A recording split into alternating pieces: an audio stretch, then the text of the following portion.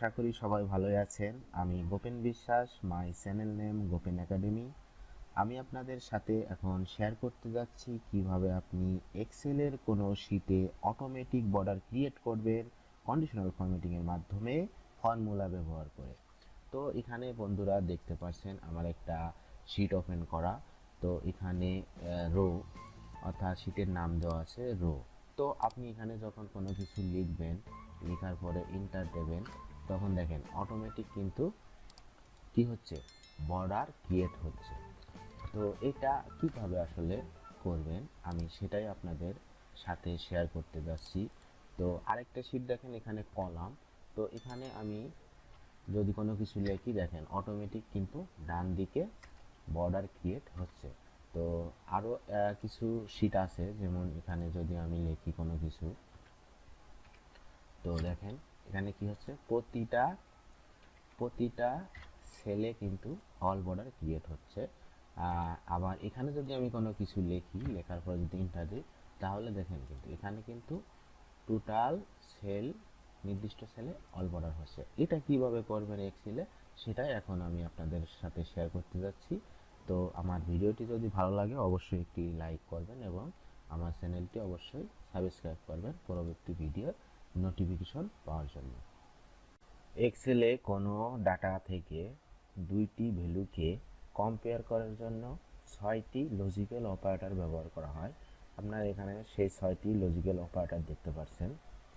তো এর মধ্যে আমরা নট ইকুয়াল টু যে অপারেটরটি আছে, এইটা ইউজ করে কন্ডিশনাল ফরম্যাটিংয়ের মাধ্যমে কিভাবে অল বর্ডার ক্রিয়েট করা যায় সেটি এখন দেখাবো। তো যেহেতু এটি একটি লজিক্যাল অপারেটর, তো লজিক্যাল অপারেটরে যেহেতু দুইটা ভ্যালুকে কম্পেয়ার করে, তো ফার্স্ট ভ্যালু হিসেবে আমরা যে সেলটাকে সিলেক্ট করব সেটাকে বোঝাবো, আর অপারেটর তো নট ইকুয়াল টু ইউজ করব, এবং সেকেন্ড ভ্যালু হিসাবে আমরা যে প্রত্যেকটা সেল দেখতে পাচ্ছেন এখানে কিন্তু প্রত্যেকটা সেলই ফাঁকা, অর্থাৎ এক্সেলে ফাঁকা সেলকে আমরা সেকেন্ড ভ্যালু হিসেবে দেখাবো। তো সর্বপ্রথম আমরা এখানে এই পর্যন্ত সিলেক্ট করলাম। সিলেক্ট করার পরে আমরা চলে যাব কন্ডিশনাল ফরম্যাটিং, এখান থেকে নিউ রুলসে যাওয়ার পরে এখানে use a formula to determine which cells to format, এই অপশনটিকে আমরা সিলেক্ট করব। নেক্সট আমরা ফরম্যাট ভ্যালুর যে সেলটা এখানে সিলেক্ট করব। সিলেক্ট করার পরে আমি প্রথম সিলেক্টকৃত সেলটাকে সিলেক্ট করে দিব। দেওয়ার পরে আমরা এই যে অংশটা সিলেক্ট করা আছে এটাকে আমরা কি বলছি, ফার্স্ট ভ্যালু। তারপরে আমরা অপারেটরটা নেব নট ইকুয়াল, সেকেন্ড ভ্যালু হিসেবে আমরা নেব ফাঁকা সেল, দুটো ডাবল কোটেশনের মধ্যে মাঝখানে যে ফাঁকা, এটাকেই ফাঁকা সেল বোঝানো হচ্ছে। তো এই অবস্থায় এখন আমি যেহেতু চাচ্ছি যে A1 সেলে কোনো কিছু লিখলে ডাইরেক্ট নিচের দিকে অটোমেটিক কি হবে, যেটুকু অংশ সিলেক্ট করা আছে অটোমেটিক বর্ডার হবে। এর জন্য আমাকে কি করতে হবে, A1 এর আগে যে ডলার চিহ্নটা আছে এটাকে আমরা তুলে দিব। তো এরপরে আমরা নর্মালি ফরম্যাটে যাব, অল বর্ডারে যাব, এখান থেকে আমরা একটা কালার সিলেক্ট করে দিতে পারি, দেওয়ার পরে আউটলাইন বর্ডার দিয়ে ওকে দিব। ওকে, তো আমাদের কাজ কিন্তু এখানে হয়ে গেছে। তো এখানে আমরা যা কিছুই লিখি না কেন, এন্টার দেওয়ার পরে সাথে সাথে কিন্তু আমাদের বর্ডার ক্রিয়েট হবে। এটা গেল হচ্ছে রোতে। তো এখানে আরেকটা জিনিস যদি আরেকটু ক্লিয়ার করতে চাই, তাহলে আমরা ম্যানেজ রুলসে গেলাম এবং এডিট রুলসে অপশনে গেলাম। তো এই ফর্মুলাটা যদি আমরা বুঝতে চাই আরও একটু ক্লিয়ার করে, এখানে A1 সেল যে সিলেক্ট করছিলাম, অর্থাৎ যতটুকু অংশ সিলেক্ট করছিলাম এটাকে আমি বলছি ফার্স্ট ভ্যালু, এবং মাঝখানে আমি অপারেটর ইউজ করেছি, এবং লাস্টে আরেকটা ভ্যালু হিসেবে ইউজ করেছি ফাঁকা সেল। তো এর মানে কি দাঁড়াচ্ছে, এই ফর্মুলাটার মানে হচ্ছে যে কোনো ফাঁকা সেল যদি সিলেক্টেড সেল এর সমান না হয় বা নট ইকুয়াল হয়, তাহলে ফরম্যাটটি কি হবে। তো ফরম্যাটটি আমরা নর্মালি ফরম্যাটে যে ফরম্যাটটা আমরা ক্রিয়েট করব ওটাই ফরম্যাট হবে। তো আমরা নেক্সট সেলে যদি চলে যাই, তাহলে এখানে আমরা চাচ্ছি যে কলামের দিকে কি হবে, অল বর্ডার ক্রিয়েট হবে।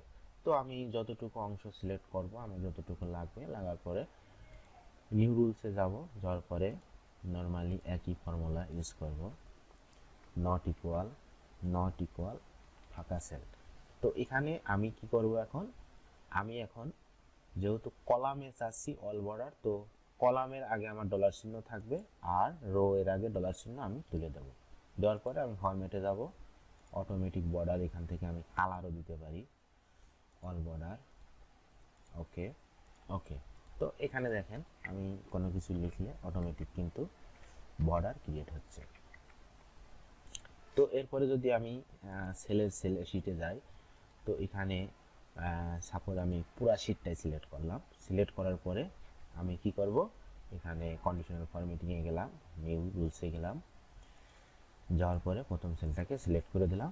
দেওয়ার পরে নট ইকুয়াল ফাঁকা সেল, অর্থাৎ যদি কোনো ফাঁকা সেল সিলেক্টেড সেলের সমান না হয় বা নট ইকুয়াল হয়, তাহলে ফরম্যাটটি কী হবে, এখানে কিন্তু আমাকে ডলার চিহ্ন দুটোই তুলে দিতে হবে, কারণ আমি প্রতিটি সেলেই আমি কি চাচ্ছি, বর্ডার হবে। তো এরপরে আমি অটোমেটিক বর্ডার হিসেবে ব্ল্যাক নিলাম, আউটলাইন বর্ডার দিলাম, ওকে দিলাম। তো এখন দেখেন আমি এখানে যা কিছু লিখি না কেন,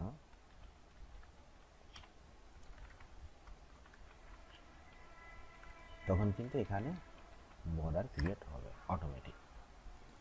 তো এরপরে আরেকটা আছে অল।